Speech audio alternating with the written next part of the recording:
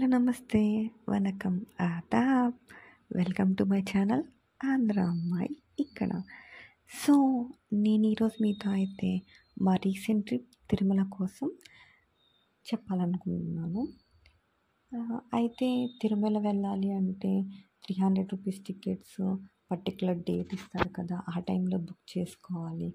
In case ఆ dates అయిపోతే మనం ఎలా వెళ్ళాలి, ఇన్ కేస్ వెళ్తే అక్కడ మనకి టికెట్స్ ఎక్కడ తీసుకోవాలి, రూమ్ బుకింగ్స్ ఎక్కడ చేసుకోవాలి మనం అనే డౌట్స్ అందరికీ ఉంటాయి కదా. అక్కడ ఎవరిని అడగాలి, మనం ప్లాన్ చేసుకున్న ట్రిప్లో సరిపోతుంది ఆ టైం అన్నది చాలా డౌట్స్ అయితే ఉంటాయి.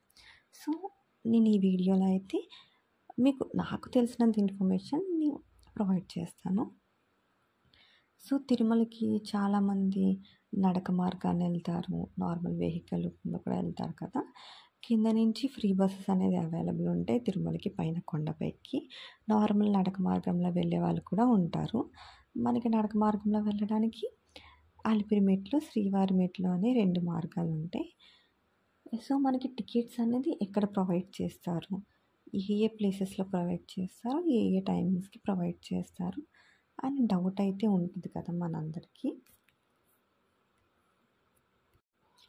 మనకి టికెట్స్ అయితే ప్రతిరోజు ఎర్లీ మార్నింగ్ 2 o'clockకి బస్ స్టాప్ ఎదురుగా ఉన్న శ్రీనివాసం కాంప్లెక్స్లో, ఇంకా రైల్వే స్టేషన్ ఎదురుగా ఉన్న విష్ణునివాసం కాంప్లెక్స్లో, అలిపిరి మెట్ల దగ్గర ఉన్న శ్రీదేవి భూదేవి కాంప్లెక్స్లో ఎస్ఎస్డి టోకెన్స్ అనేవి ఇస్తారనమాట.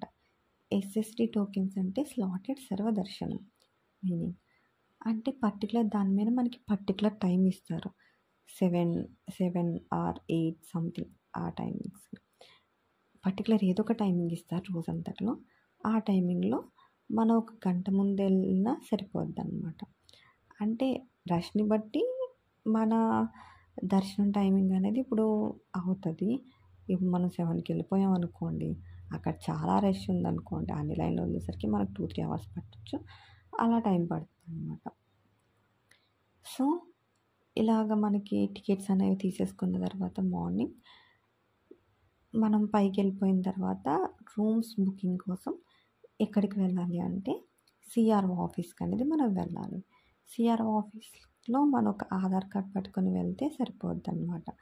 వాళ్ళు మన ఆధార్ కార్డ్ డీటెయిల్స్ అన్ని సిస్టంలో ఎంటర్ చేసుకొని ఒక 2 hours మీకు రూమ్ స్లాట్ అవుతుంది అని చెప్తారు. సో 2 hours మన ఫోన్కి అనేది ఒక మెసేజ్ వస్తుంది అనమాట. అంటే మనకి రూమ్స్ అనేవి ఎక్కడ అలాట్ అయినాయి అని చెప్తారు. సో మనం అక్కడ రూమ్స్ వెళ్ళిపోయి తీసుకుంటాం. సో 100 రూపీస్ అనేది రూమ్ ఛార్జ్ ఉంటుంది. 100 రూపీస్ పర్ డేకి 100 rupees plus fixed deposit amount అనేది 500 తీసుకుంటున్నారనమాట. ప్లస్ వాళ్ళు క్యాష్ కూడా తీసుకోవట్లేదు, త్రూ ఆన్లైన్ పేమెంట్స్ వాళ్ళు. ఎందుకంటే ఆ డిపాజిట్ అమౌంట్ మనకి మళ్ళీ రిఫండ్ వచ్చేస్తుంది కదా బ్యాక్కి. దానివల్ల వాళ్ళు ఓన్లీ ఆన్లైన్ పేమెంట్స్ అనేవి మాత్రమే తీసుకుంటున్నారు అనమాట.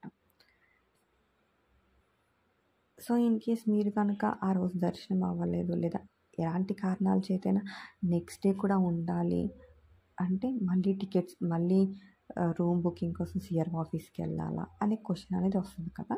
మీరు దానికోసం అయితే ఏం వెళ్ళని అవసరం లేదు. మీరు అక్కడ రూమ్స్ దగ్గర ఉంటారు కదా కింద రిసెప్షన్లో, మీరు రేపు కూడా ఉండాలనుకుంటున్నా అంటే వాళ్ళు ఎక్స్ట్రా 100 రూపీస్ పే చేయించుకొని మీకైతే ఆ నెక్స్ట్ డే కూడా రూమ్ అనేది అలాట్ చేస్తారనమాట. అలా అయితే ఉంటుంది. ఇంకా మనకి తిరుమలలో మనం ఈజీగా ఒకళ్ళిద్దరు పర్సన్స్ వెళ్ళారనుకోండి, అంటే ఫ్యామిలీ మెంబర్స్ వెళ్తే ఖచ్చితంగా అదర్ ట్రాన్స్పోర్ట్ అయితే తీసుకోవాలి, లేదా మన ఓన్ వెహికల్తో వెళ్ళినా ఓకే. లేదంటే మనకి ఒక 2-3 మెంబర్స్ లేదంటే ఫ్రెండ్స్ అలా వెళ్తే కనుక రెంటల్ బైక్స్ అనేవి కూడా అవైలబిలిటీ ఉంటాయి అన్నమాట. సో మీరు ఒక 300 రూపీస్ 350 రూపీస్ ఎంతో ఉంటాయి. ఆ రెంటల్ బైక్స్ అనేవి తీసుకొని మీరు నియర్లో ఉన్న ప్లేసెస్ ఆకాశగంగా కానీ, పాప వినాశనం, జాపాలి, శిలాతోరణం, ఇంకా నియర్ వాటర్ ఫాల్స్ కానీ ఇవన్నీ ఉంటే అవన్నీ కూడా ఎక్స్ప్లోర్ చేయవచ్చు తక్కువ బడ్జెట్లో. ఇంకా మీకు జర్నీ కూడా ఇంకా బాగుంటుంది అన్నమాట. ఇంకా కొండపైన అదే ఘాట్ రోడ్ ద్వారా వెళ్ళడానికైతే 2 వీలర్స్‌కి, 4 వీలర్స్‌కి మనకైతే కొండపైకి 2 వీలర్ 6 తర్వాత అలౌ లేదు సాయంత్రం అని కొంచెంమంది చెప్తా ఉంటారు. కానీ అలా ఏం లేదండి. నైట్ 11 టు మార్నింగ్ 4 వరకే అలౌ లేదు. మిగతా టైమింగ్స్‌లో 2 వీలర్ కూడా అలౌ ఉంది. 4 వీలర్‌కి అయితే 12 నుంచి 3 వరకు అలౌ లేదనమాట. మిగతా టైమింగ్స్ అంతా అలౌ ఉంది. సో నా ఇన్ఫర్మేషన్ నచ్చినట్లయితే నా ఛానల్ని సబ్స్క్రైబ్ చేసుకోండి, లైక్ చేయండి. బాయ్.